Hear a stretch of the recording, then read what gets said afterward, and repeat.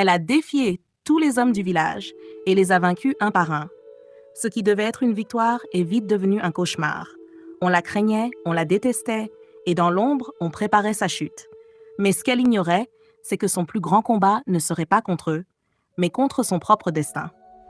Avant de commencer, abonnez-vous et activez la cloche pour ne rien rater, car cette histoire va vous hanter longtemps.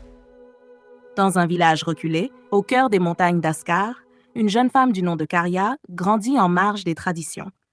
Dans cette communauté où les hommes régnaient en maîtres et où les femmes étaient destinées aux tâches domestiques, Caria refusait de se plier aux règles.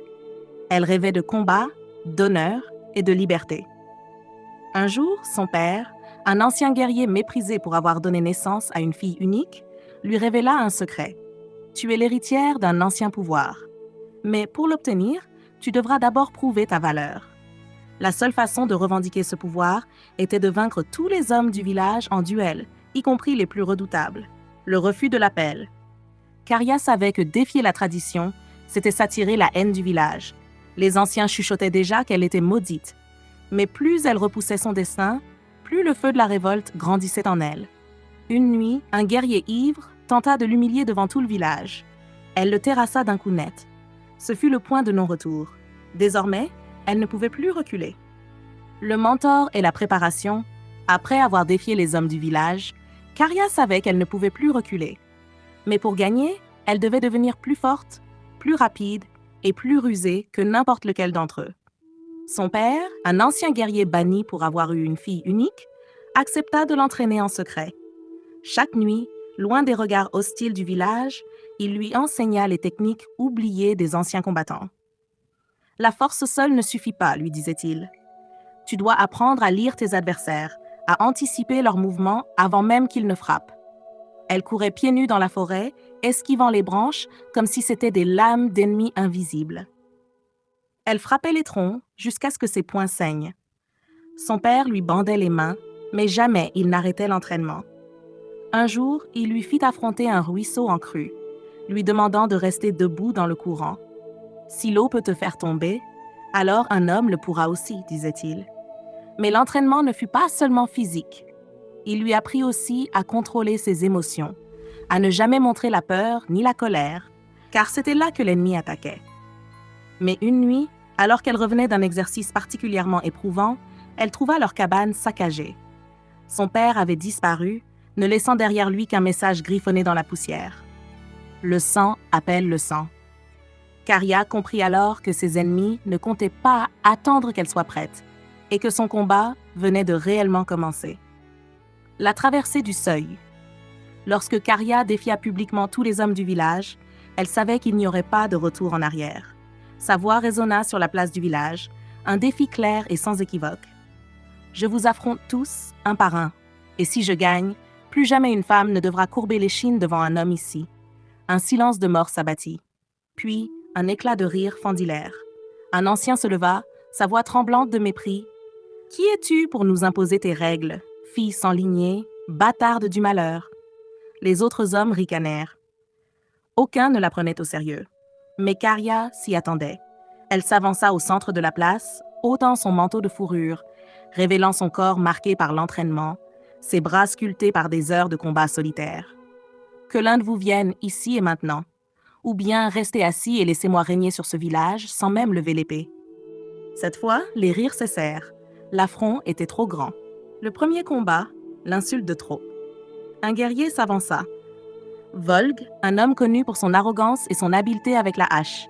Il souriait, sûr de sa victoire. « Une femme qui parle trop doit apprendre le silence, » dit-il en dégainant son arme. Le combat fut bref. Caria esquiva son premier coup, puis un second. Lorsqu'il tenta de l'écraser sous la force brute, elle pivota et planta son poing dans sa gorge. Volg s'écroula, suffocant. Caria ne l'acheva pas.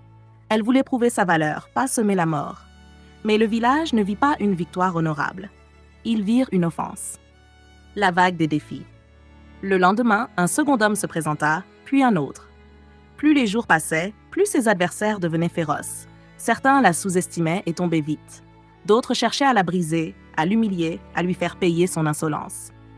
Caria affronta des combattants brutaux qui tentaient de l'écraser sous leur force. Des stratèges qui cherchaient à l'user, à la faire douter. Des lâches qui tentaient de la blesser en traître. Mais elle tenait bon. Chaque victoire la rapprochait du sommet, mais la privait aussi de quelque chose. Le sacrifice caché. Un soir, après avoir vaincu un adversaire particulièrement redoutable, elle rentra chez elle en boitant légèrement. Mais en poussant la porte, elle sentit immédiatement que quelque chose clochait. Un silence oppressant régnait. Elle trouva une bougie vacillante près du lit de son père. À côté, un rouleau de parchemin. Son cœur se serra en lisant ces mots. « Tu gagnes chaque combat, mais tu perds plus que tu ne le crois. Ton plus grand ennemi ne brandit pas d'épée. Il s'appelle l'isolement. » La main de son père tremblait en traçant ces lettres. Quelque chose n'allait pas. Le lendemain, elle chercha à le voir. Mais il était introuvable. Les villageois évitaient son regard. Personne ne voulait parler. C'est ce jour-là qu'un étranger encapuchonné l'aborda et lui murmura « Ne poursuis pas cette voie. Gagne, et tu perdras bien plus que tu ne l'imagines. » Mais comment pouvait-elle s'arrêter maintenant? Le dernier seuil. Finalement, il ne restait qu'un homme à affronter, le chef du village. Un colosse surnommé la Bête, un vétéran des guerres passées. Il n'avait jamais été vaincu. « Assez de jeu, cracha-t-il. Tu veux nous dominer? Alors prouve-le face à un vrai guerrier. » Ce combat ne serait pas comme les autres. Il ne s'agissait plus de prouver sa valeur. Il s'agissait de survivre. Elle posa les yeux sur la foule. Personne ne l'encourageait. Ceux qui au début la soutenaient avaient peur maintenant. Elle n'était plus une rebelle. Elle était devenue une menace. Et c'est ainsi qu'elle entra dans son ultime duel, sans savoir qu'à la fin de ce combat, elle aurait tout gagné et tout perdu. Les épreuves et la tentation. Alors qu'elle approchait de la victoire finale, un étranger encapuchonné l'aborda et lui murmura « Ne poursuis pas cette voie. Gagne et tu perdras bien plus que tu ne l'imagines. » Mais Caria était trop loin pour reculer.